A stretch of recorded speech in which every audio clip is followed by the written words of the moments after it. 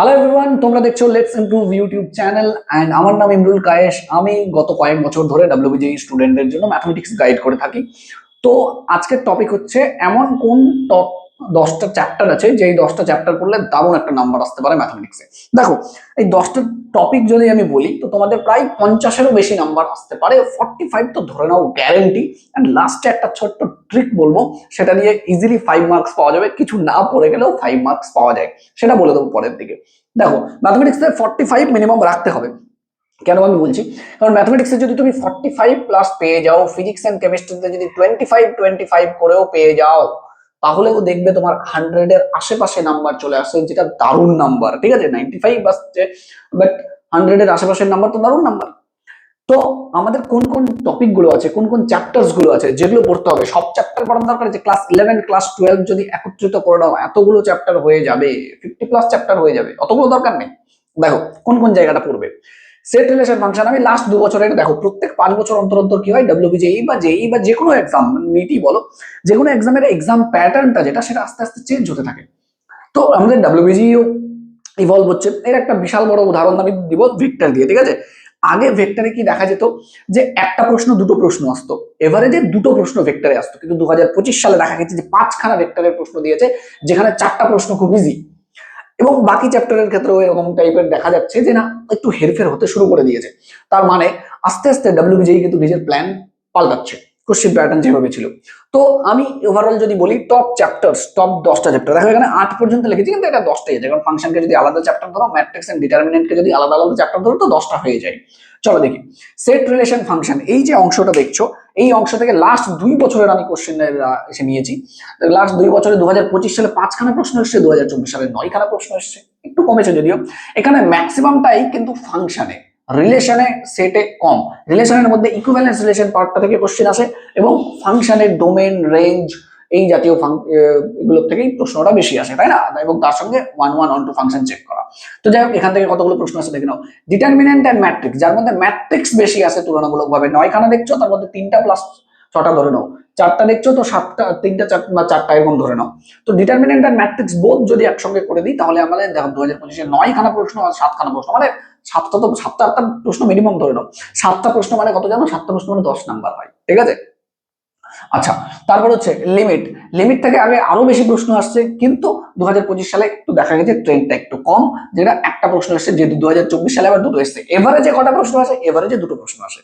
ঠিক আছে, next quadratic equation থেকে 2024 এবং 2025 বোধ হচ্ছে 4টা করে প্রশ্ন এসছে। এখানে এভারেজ ওটাই থাকে, 3টা থেকে 4টার মধ্যে প্রশ্ন আসে, 2টার কম হবে না, 5টার বেশি হবে না, ওর মধ্যেই আসে। কমপ্লেক্স নাম্বারও যদি দেখো তুমি, কমপ্লেক্স নাম্বারে 2-3টাই প্রশ্ন 2024-2023 সালে। ডেফিনেট ইন্টিগ্রাল, এবার এইখানে অনেকের সমস্যা হয় যে স্যার ইন্টিগ্রেশন না আমার খুব একটা ভালো লাগে না, মানে ইন্টিগ্রেশন আমি পারি না, তারও ব্যবস্থা আমি করে দিয়েছি, পরে দেখো। এখন আপাতত ডেফিনেট ইন্টিগ্রাল যেহেতু খুব একটা বড় ইম্পর্টেন্ট টপিক, সেই জন্য লেখো 2025 সালে 7টা প্রশ্ন এসছে, না হলেও তো মিনিমাম 3 থেকে 4টা প্রশ্ন কনফার্ম ধরে নাও। ডেফিনেট ইন্টিগ্রালে আমি 5টা প্রশ্ন এভারেজ ধরে চলতে বলি সবাইকে, যে 5টা প্রশ্ন তোমার আসবে। এবার অ্যাপ্লিকেশন অফ ডেরিভেটিভের মধ্যে যে ম্যাক্সিমাম মিনিমাম চ্যাপ্টারটা আছে, এখানে সবচেয়ে বেশি প্রশ্ন আসে, যেখানে 3টা প্রশ্ন এভারেজে দেখা যায়, কোনোবার দুটাও এসছে, বাট 2টা বা 3টা প্রশ্ন দেখা যায়, যেটা যথেষ্ট। 3টা প্রশ্ন মানে 5 মার্কস মোটামুটি ধরো, 4 to 5 মার্কস ডেফিনেটলি আসে। ভেক্টর থেকে যেটা বললাম, ভেক্টর একটা সহজ টপিক, ওই জন্য আমি পড়তে বলবো তোমাদের। ভেক্টর থেকে সহজ সহজ 2005টা প্রশ্ন আসছে, যার মধ্যে 4টাই সোজা ছিল, একটা মিডিয়াম ছিল, আর এটা সোজা চ্যাপ্টারটা ছিল। এবারে যে কটা দুটো প্রশ্ন আসে। তো তুমি যদি শুধু এই কটা টপিককে দেখো, বাকি আর চ্যাপ্টার আমি ইন্টিগ্রেশন ধরলামই না, বাকি অনির্দিষ্ট সমাকলন, inverse trigonometry, function trigonometry, 2D এর গোটা পোর্শনটা বাদ দিয়ে দিয়েছে। দেখো 2D কিচ্ছু নেই, 3D কিচ্ছু নেই, মানে এই যে টপিকটা দেখছো, এটা কিন্তু 3/1 বলতে পারো, বা 40% বলতে পারো। তো তুমি যদি টোটাল ক্যালকুলেট করো, যোগ করো, তাহলে 10 5 15, 15 4 19, 22, 22 7 29, আর এখানে 3, 29 3 হচ্ছে 32, 32 আর 5 হচ্ছে প্রায় 37খানা প্রশ্ন। হ্যাঁ, 37খানায় তো সম্ভবত, দেখো 37 38 হচ্ছে। এখানে দেখো কতগুলো প্রশ্ন আসছে, 2024 সালে কত প্রশ্ন এসেছিল।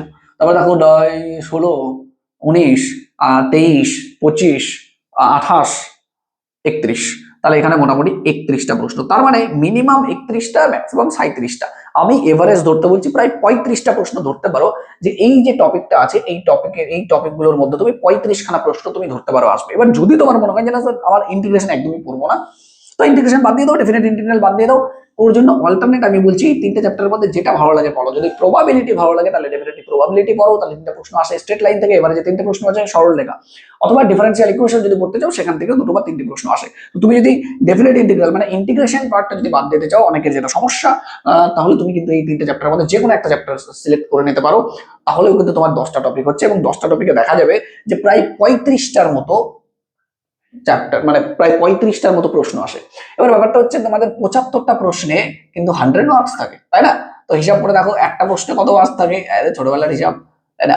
35টা প্রশ্ন যদি হিসাব করে দেখো তাহলে দেখো 100 ইন্টু 75 ইন্টু 35, তো একটু হিসাব করে দেখো এটা কত হচ্ছে, 3 4 3 দিয়ে কাটলে মোটামুটি তো 12 হচ্ছে, তাই না? মানে 12 হয় না, 11 প্লাস সামথিং, যাক মোটামুটি 12, 12 4 48, প্রায় 48 মতো হচ্ছে। এই 48 থেকে এবার ধরো 48 মার্কের প্রশ্ন এসছে, এবার এটা তো নেসেসারি না যে যেই প্রশ্নগুলো তুমি পড়ে গেছো, তো ধরো তুমি ইন্টিগ্রেশন পড়ে গেছো, ইন্টিগ্রেশনে 5টা আসছে, 5টাই পারবে, এটা নাও হতে পারে, ঠিক আছে, আমি ধরে নিচ্ছি নাও হতে পারে। তো এই 48 মার্ক যদি খুবই ভালো করে পড়ো তাহলে তুমি দেখবে যে 40-এর আশেপাশে কিন্তু তুমি ঠিক আনসার করতে পারছো। আমি ধরে নিলাম কিছু প্রশ্ন কঠিন এসছে, আসতেই পারে, আসেই, হ্যাঁ, দেখো ডিটারমিনেন্ট এন্ড ম্যাট্রিক্স থেকে তো 9টা প্রশ্ন এসছে, নেসেসারি না যে 9টায় 9টা পারবে তুমি, কমও হতে পারে। তো এরকম দেখবে মোটামুটি 35 থেকে 40-এর মধ্যে হয়তো তুমি পেরে যাবে, যদি তুমি সারা বছর এই টপিকগুলোই পড়তে থাকো, মানে আগামী সারা বছর তো না, আগামী কয়েকটা দিন যদি এই টপিকগুলো পড়তে থাকো, তাহলে তুমি দেখবে যে তোমার কিন্তু ঠিক ওই 40-র আশেপাশে মার্ক চলে এসছে। এবার লাস্ট যেটা আমি বললাম যে লাস্ট একটা দারুণ জিনিস শিখিয়ে দেবো, সেটা হচ্ছে দেখো দ্য আলটিমেট গেস ফ্যাক্টর, আমি এটাকে বলছি গেস ফ্যাক্টর। ব্যাপারটা কি, তো আমি গেস ওয়ার্ক করে মিনিমাম 5 মার্কস তুলতে পারবো, এবং এইটার জন্য আমাদের কোনো পড়াশোনা করতে লাগে না, একদিনও পড়াশোনা করতে লাগে না, শুধু এর লাগে একটা স্ট্র্যাটেজি। স্ট্র্যাটেজিটা কেমন, আমরা জানি ডাব্লিউবিজেই তে আমাদের যে প্রশ্নগুলো থাকে, এই প্রশ্নের প্যাটার্নটা 3টা ক্যাটাগরিতে ভাগ করা থাকে। কিভাবে, ক্যাটাগরি নম্বর 1 যেখানে 50খানা প্রশ্ন থাকে, ক্যাটাগরি নম্বর 2 যেখানে কিন্তু প্রশ্ন নম্বর 51 থেকে প্রশ্ন নম্বর 65 পর্যন্ত থাকে, 1 থেকে 50 পর্যন্ত প্রশ্ন এইখানে ক্যাটাগরি নম্বর 1-এ থাকে। ক্যাটাগরি নম্বর 3 যেটা, সেখানে কিন্তু 66 থেকে 75 প্রশ্ন নাম্বার প্রশ্ন পর্যন্ত থাকে। তার মানে তুমি যদি হিসাব করে দেখো, ক্যাটাগরি নম্বর 1-এ কতগুলো, 50টা প্রশ্ন, ক্যাটাগরি নম্বর 2-তে আছে 15টা প্রশ্ন, আর ক্যাটাগরি নম্বর 3-তে 10টা প্রশ্ন। এবার এই যে দুটো জায়গা আছে, এই দুটো জায়গায় কিন্তু নেগেটিভ মার্কিং আছে, কিন্তু এই যে 10টা প্রশ্ন আছে এখানে কিন্তু কোনো রকমের নেগেটিভ মার্কিং নেই, এবং এই 10টা প্রশ্নে তোমাদের কিন্তু 2 মার্ক করে এক একটাতে থাকে, মানে 20 মার্ক।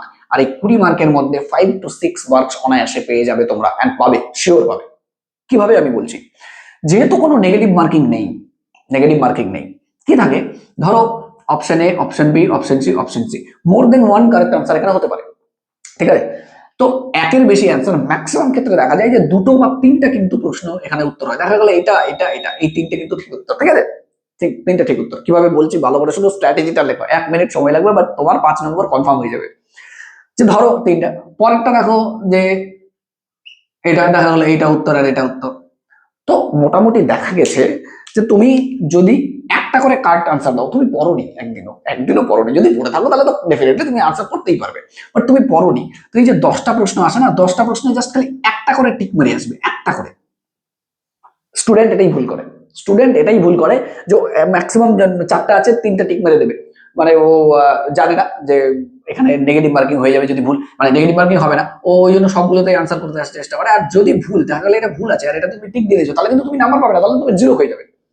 কিন্তু বাকিগুলোতে যেটা ঠিক, দেখা গেলো 3টা ঠিক আছে আর তুমি একটাতে মার্ক দিয়েছো, তাহলে কিন্তু নম্বর পাবে, এটাতে নম্বর পাবে মোটামুটি 0.67 নম্বর পাবে। দুটো ধরো ঠিক আর তুমি এটাতে ঠিক মার্ক দিয়েছো, তাহলে তুমি 1 নম্বর পাবে, কিন্তু দেখা গেলো তুমি দুটো দিতে গিয়ে একটা এটাতে দিয়ে দিলে, একটা এটাতে দিয়ে দিলে, তাহলে তুমি একটাও নম্বর পাবে না, 0। এইভাবে দেখা যাবে যে তুমি যদি 10টা একটা একটা খালি মার্ক করো, একটা ধরো এটা কোনোটার এ, কোনোটার বি, কোনোটার সি, বা ওভারঅল শুধু সি সি সি এরকম করেও যদি দিয়ে দাও, বি বি বি দিয়ে দাও, তাহলে দেখা গেছে মিনিমাম 4 to 5 বা 6 মার্কস পর্যন্ত তোমার উঠে আসতে পারে, ঠিক আছে। কারণ তোমার দেখো 3টা প্রশ্নের মধ্যে একটা দিয়ে তোমাকে ঠিক বানাতে হবে, তো প্রবাবিলিটি দেখছো তোমার 75% কারেক্ট হওয়ার সম্ভাবনা, একটা ঠিক মারলেই কারেক্ট, কিন্তু তুমি যদি 2টা 3টা কারেক্ট ঠিক মারার চেষ্টা করো, তাহলে হতে পারে তোমার এটা নেগেটিভে চলে আসবে। যদি তুমি এখান থেকে কোনো প্রশ্ন জানো ডেফিনেটলি ঠিক আছে, সেটা তুমি করে নিতে পারবে, যদি তুমি না জানো তাহলে এখানে কিন্তু প্রায় 5 মার্কের মতো মোটামুটি তুমি ফ্রি পেয়ে যেতে পারো, একটা করে টিক মেরে আসবে না পড়েও। তাহলে আমি কি বলতে চাচ্ছি যে এখানে তুমি 40-এর আশেপাশে তুমি এইভাবে পেয়ে যেতে পারো, এগুলো খুব ভালো করে পড়াশোনা করলে, এবং এখান থেকে তুমি 5 মার্কস পেয়ে যেতে পারো। ওভারঅল 45 এর আশেপাশে একটা মার্ক পাওয়ার কিন্তু সম্ভাবনা আছে। আর এই যে 45 মার্কস, এটার জন্য তোমার কিন্তু আগামী যে কয়েকটা দিন, প্রায় 1.5 মাস সময়, এই সময়ের মধ্যেও কিন্তু এই 45 মার্কস পাওয়া যায়। এই জন্যই তো আমি বলছি টপ চ্যাপ্টার্স গুলো। এবার তোমার যদি মনে হয় না কোনো স্যার আমার এইগুলোর মধ্যে কোনো একটা কঠিন মনে হচ্ছে, তাহলে এখান থেকে কোনো একটা চ্যাপ্টার নিয়ে নাও যেটা তোমার সহজ মনে হবে। ওভারঅল 40, দেখো 40 প্লাসও ভেরি গুড স্কোর। 40 প্লাস যে ম্যাথমেটিক্সে খারাপ স্কোর সেটা না, বাট যত বেশি পাওয়া যায় তত বেটার। বুঝতে পেরেছো? এইভাবে এইবারে এই নাম্বারগুলো পাওয়ার জন্য বা এই তোমাদের প্রিপারেশনের জন্য যদি তোমরা চাও, ডেফিনেটলি আমাদের সঙ্গে লেটস ইমপ্রুভে তোমরা অবশ্যই প্রিপারেশন করতে পারো। তোমাদের প্রিপারেশনটা নেক্সট লেভেলে নিয়ে যাওয়ার জন্য, আগামী 1.5 মাসে নেক্সট লেভেলে নিয়ে যাওয়ার জন্য। এবং যেই ব্যাচটা, একটা ব্যাচ আছে আমাদের, সেই ব্যাচ খুব নমিনাল একটা অ্যামাউন্ট দিয়ে ওই ব্যাচটা নিতে হবে। এবং ওই ব্যাচের মধ্যে তোমাদের মক টেস্ট দেওয়া হবে এবং সবকিছুই দেওয়া হবে, ঠিক আছে? এবং সেই ব্যাচের প্রায় 1000 টাকারও নিচে প্রাইস, ঠিক আছে? এবং দেখো ব্যাপারটা যে 1000 টাকারও নিচে প্রাইস দেওয়ার ফলে তোমার যদি ফিউচার সিকিউর হয়, ডেফিনেটলি ওই ইনভেস্টমেন্টটা করা উচিত, আমি বারবার বলি। এবং এই যে চ্যাপ্টার্স গুলো বললাম, এই চ্যাপ্টার্স গুলো তুমি ভালো করে প্রিপারেশন করো। এবং আমাদের যে ব্যাচটা, সেটার নাম কিন্তু RIB, র্যাঙ্ক ইমপ্রুভমেন্ট ব্যাচ। তো ডেফিনেটলি এই ব্যাচ নিয়ে তুমি এই ব্যাচে লেটস ইমপ্রুভ এর প্লে স্টোর থেকে অ্যাপ ডাউনলোড করে করতে পারো। এবং যেভাবে বললাম, যদি নাও করো তাহলে চ্যাপ্টার তো তোমার জানাই থাকলো। এই চ্যাপ্টার গুলো একদম দুর্দান্ত ভাবে প্রিপারেশন করো, PYQs ঠিকঠাক করে দেখো, তার সঙ্গে নতুন নতুন কোশ্চেন প্র্যাকটিস করো। ডেফিনেটলি তুমি 45 প্লাস স্কোর করতে পারবে। অ্যান্ড আশা করছি তোমার দুর্দান্ত রেজাল্ট হবে। WBJতে অবশ্যই একটা তুমি গভর্নমেন্ট কলেজ পাবে। ঠিক আছে, চলো দেখা হচ্ছে আমাদের নেক্সট ক্লাসে।